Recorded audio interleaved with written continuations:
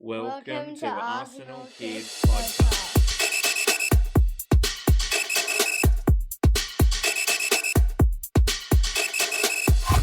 Hello and welcome to Arsenal Kids Podcast. My name is Madi and I'm joined by my co-host It's great to have you join us for this episode. Yes, hello listeners. Hello Maddie. Welcome to episode 185. And Maddie, for the second time in as many knockout stages of the Women's Champions League, we have overcome a first leg deficit to win on aggregate, and that means that we are Champions League finalists! Yes, we are. Great news for the women's team. And so in part one, we cover off quickly over the first leg of the semi-finals against Olympique Lyonnais, which was a 2-1 defeat at the Emirates before we went to Lyon in France. Where we won by 4 goals to 1! Meaning that we have booked our spot in the final of the UEFA Women's Champions League to be held in Lisbon, Portugal. So we're going to look at all that in what will probably be an extended part number 1. And then in part 2... Maddie, let's quickly breeze through the men's team Premier League game where they drew 2 apiece with Crystal Palace, and with other result it means that the best that we can now do is finish second in the league. With Liverpool being crowned the champions. They surely are. And to be fair, they have been the best team in the league this season. But before we get to all of our content, a quick reminder to please follow, like, and subscribe so that we can keep growing our Arsenal Kids community together. Because we would love for you to join us on this adventure together. We would indeed. And Maddie, to the women's team and the semi-final of the UEFA Champions League. And many listeners might remember when the women's team played against Wolfsburg in the semi-finals a few seasons ago. And it was so good for a club with the size and pedigree of the Arsenal to be regulars at this sort of level in Europe. And the first leg of this two-legged tie was played at the Emirates in front of yet another strong crowd of just over 40,000 in attendance. And the visitors got on the board early on. They did, with Diani firing into the bottom left corner on a fast break from Lyon. And while the goal was initially flagged for offside following a VAR check, the goal was given on 17 minutes, meaning that we had a lot of work to do, but at least we had a lot of time to do it. And then both teams hit the crossbar.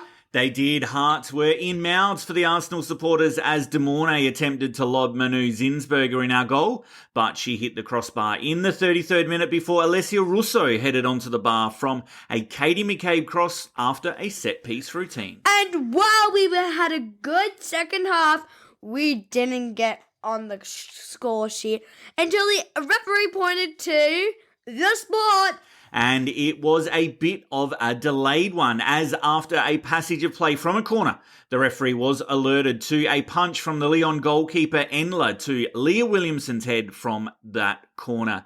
Mariona Caldente stepped up to the spot and dispatched the penalty, bringing the score back to 1 apiece. But it was short-lived, as just 4 minutes later, Lyon restored their lead with another quick counter-attack from the visitors, leading to De Mornay racing through on goal and firing past Zinsberger to make it 2-1, with the second leg to take place at Groupama Stadium a week later.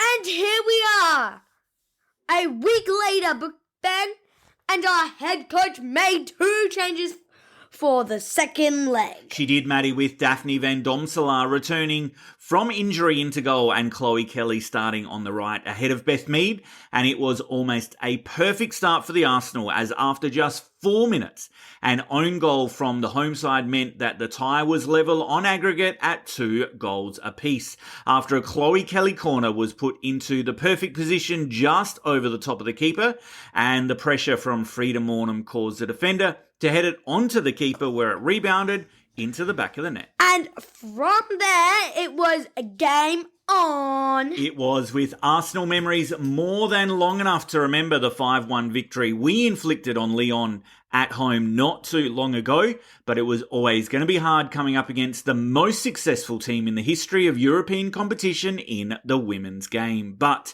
on the brink of halftime, some Mariona Caldente magic put the Gunners in the advantage, and it was all thanks to Kelly and Kim Little in the final third before Alessia Russo set the ball up for our super Spaniard to mend it into the top right-hand corner from the edge of the area, where her postage stamp finish meant that the Gunners went into the halftime break 2-0 ahead and 3-2 ahead on aggregate. And credit to take 500 Arsenal supporters who travelled to watch support their team. It was great to see them, even though they were pushed right into the top tier of the Group Armour Stadium, as they then witnessed Caitlin Ford and Frida Mornham cause chaos among the backline at the start of the second half with their pressing, allowing Russo to dart through on goal and nestle the ball beyond the keeper for 3-0 on the night, 4-2 on aggregate, just some 30 seconds into the second half. But the team didn't sit back and defend the lead. They didn't. They went out for another, which,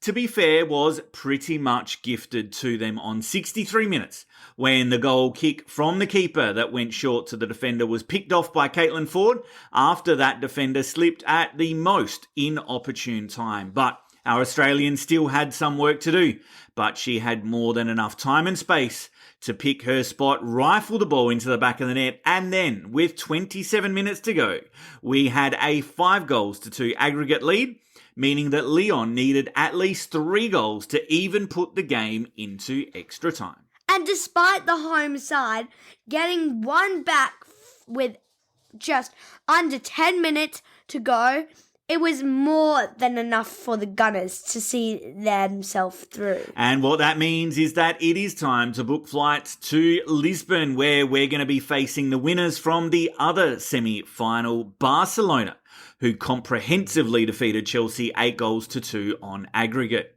Hopefully in our second ever Champions League final, and that's going to be held on May the 24th. We can hopefully match our previous 2007 triumph with another win. Let's hope so! Well, okay, let's leave it there for part 1. We will be right back with part 2 after this. Welcome back, and Ben, let's new focus briefly on the men's team, who were in the Premier League action. They were, Madi. Not sure if action is quite the word that I would use for the game that we were playing at home at Emirates Stadium, as it was a quite dull and really a muted atmosphere. But to be fair, it did get better after Jakub Kivior headed home a goal after 3 minutes, which I am pleased for him following the good form he has shown in recent weeks since coming into the side after Big Gabby's injury. But then Palace drew the game level. They did, with Arsenal and Palace sitting 1 and 2 for set-piece goals in the Premier League.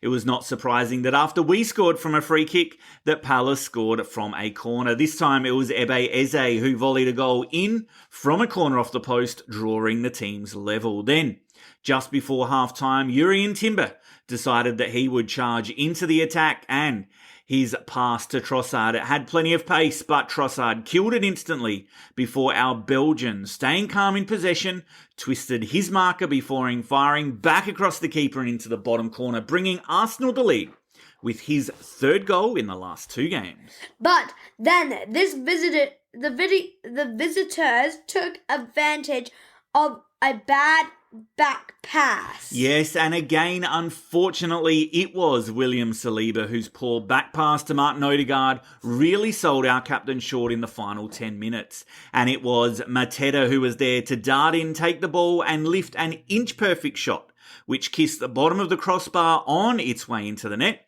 with our keeper David Raya stranded at the time.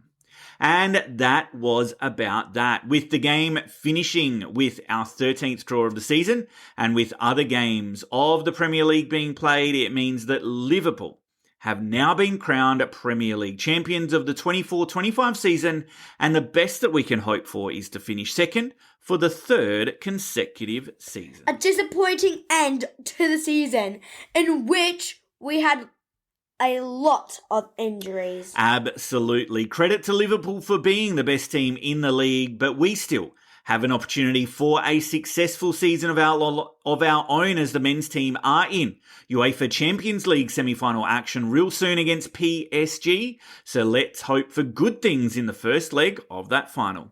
Okay, well, let's wrap it up for this episode. Thanks again for joining us on Arsenal Good Podcast. Before we sign off, we want to express our gratitude for your continued support. If you haven't already, please follow, like, and subscribe so you don't miss us in the future. Remember, your love for the beautiful game is what fuels our passion. And we would love for you to spread the word about Arsenal Kids Podcast. Yes, please share our podcast with other Arsenal kids you know and help us to grow this amazing community together. We hope to join you back on the pitch again soon. Keep the spirit of the game alive, and until next time, Goodbye.